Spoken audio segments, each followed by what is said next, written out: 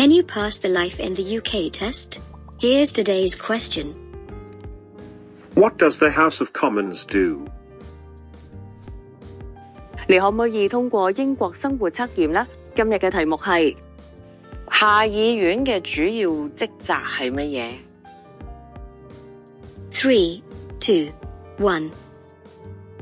Members of Parliament debate laws, vote on laws, and represent the public. 國會議員會討論法案啦，表決法案啦，並代表民眾。Remember, members of Parliament sit in the House of Commons. 請記住，國會議員喺下議院履行職責。